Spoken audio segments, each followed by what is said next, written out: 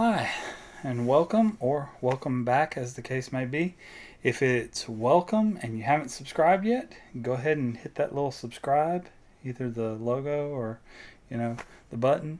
If you like the content you see, or in this video, go ahead and hit like, and we will do our best to continue to provide similar content.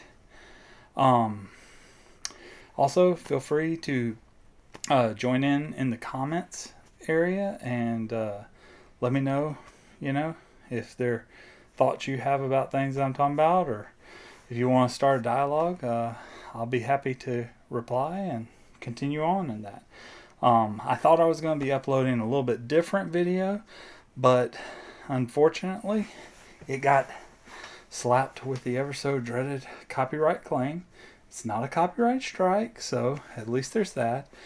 But I had done, as we were anticipating going to Mississippi Comic Con, we had done a Teenage Mutant Ninja Turtles, the live action movie from 90 or 91.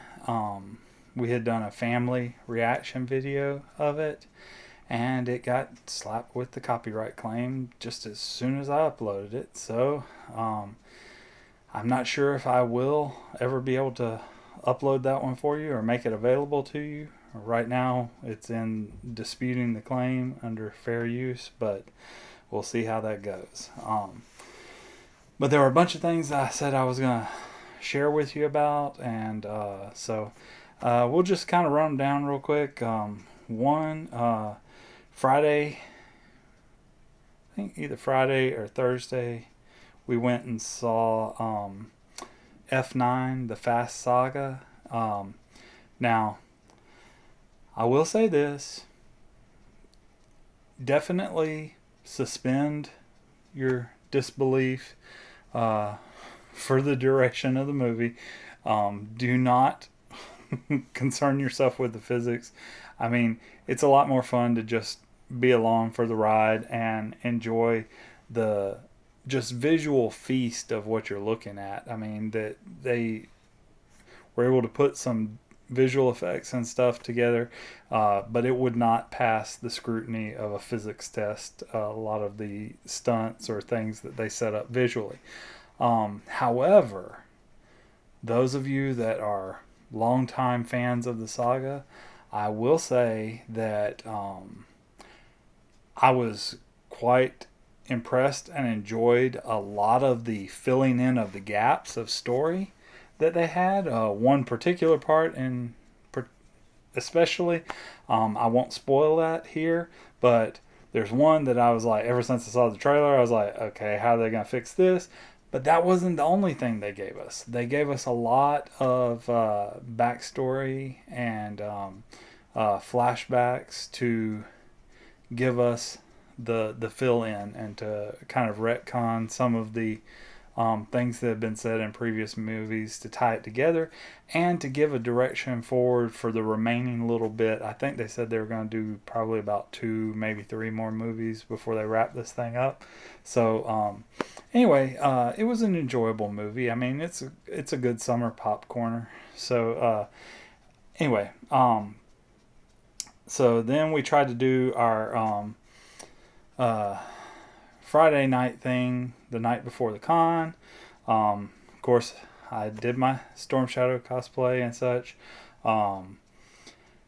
One word of advice: if you are one that likes to go to cons, comic cons, anime fests, events, things like that, I would say keep in mind that most of these organizations that put on these events have been out of the loop of doing these for about a year. Okay, this has been one of the first things that's actually come back in our area in a large sort of way, and I just had not mentally prepared for that fact, and so it was a case of having to salvage the day as I went along, because I got really, really, really salty and really triggered by the fact that we had bought our tickets ahead of time online. We had a friend that traveled with us that was for specific reasons, having to purchase tickets at the door. So we were already in a shorter line because our bags and packs, they had to, of course, security search those. So we were in that line. They were in the line with no bags. So we were in a shorter line, but our line took a little bit longer. But then once you got into the auditorium, they split you into two different lines, those that still needed to purchase tickets and those that had gotten their tickets online. So I'm figuring, okay, we're in the online purchase tickets group. We should be flying through because all they're doing is scanning barcodes off of people's phones, slapping a wristband on us, and we're able to go in the exhibit hall. Well, they kept doing the Disney Cattlegate switchbacks sort of thing to our line. The line of those yet to purchase tickets went straight down the wall of the auditorium. But our line kept steadily kind of moving, so I didn't think much of it. Until we got to about the last quarter of switchbacks for our line before we were going to get our tickets. And we spot and see our friend who has yet to purchase a ticket, and they're right at the end of their line about to go purchase their tickets. Long story short, she actually got into the exhibit hall before any of us that had pre-purchased our tickets got in there. And all in all, if you round up, it was about 2 hours we were in line to get into the facility. And from her side of it, she was trying to meet some artists, get some signatures, and she basically, I think, was able to be in 2 lines in the amount of time that was left in the event, with a little bit of seeing some other things on the side. But so it was bad. It was packed wall to wall with people. Logistically, it was a new venue for them, and they were trying to figure out the logistics of it. But I would just say if you like those type of events and you want to go to them, just you're gonna have to heap on an extra heaping of patience, because they are not back into full swing of being used to things. It's kind of like when restaurants started opening back up and stuff. Everybody is kind of struggling with how to come back and how to do things right. Okay. So a few of the things that we did to try to salvage today, I did get to meet Keone Young, who was the voice of Storm Shadow, after having to simmer and stew about it for a little while because we were aggravated from the 2-hour wait, and my wife and I almost got into a little tiff about that. But I came back around later and got to meet him, and he was a really great guy, a really nice guy. Leanne, they had a prop of Battlecat and Panther from the original old Masters of the Universe, and so we took some pictures with that. Leanne, of course, on Battlecat, and then I decided to ham it up in one of our photos to where they had a kind of sword in the stone of the Sword of Power, and so I kind of Storm Shadow like he was pulling the Excalibur from the lake.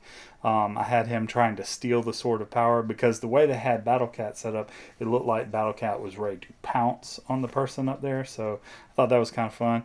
And then we went by, and the line was so short for this legend of voice work and acting, voice acting. So we were able to go right to the front of the line and get to meet Jim Cummings, who especially the voice of Winnie the Pooh and Tigger and Darkwing Duck, a lot of just classic Disney fare that he was the voice of. I ran into a couple of buddies. I didn't get all of pictures with them. I did get a picture of my friend Derek, who was cosplaying as well as I'm not sure exactly how you say his name, but if you know the character, you can go ahead and comment in the comment section. And then there was the spoils of the day. I was in line with Keone Young, and I wanted him to sign something, but I was like, I've got a million pictures that I've had signed by artists, and they either just end up getting filed away somewhere, or maybe they get in on display in a frame or something like that. I was like, what could I get him to sign? What could I get him to sign? And so I ultimately decided, hey, I can get him to sign my set of ninja swords for my Storm Shadow cosplay, and how cool would that be? So that was my spoils of the day, and I was thrilled about that. So all in all, it was probably a pretty good weekend. Uh, I just, there were a lot of little things that just kind of added to frustration and nerves and everything else. And I don't know, I'm going to have to think long and hard before I decide to go to my next con, because it's just getting kind of tricky to deal with. Okay, other than that, if folks enjoyed my early morning first thing videos, they will be transitioning over to a second channel that I'm doing, my personal channel, Jonathan Young, and I will try to provide the link to that within the description so that you can migrate over there and join that.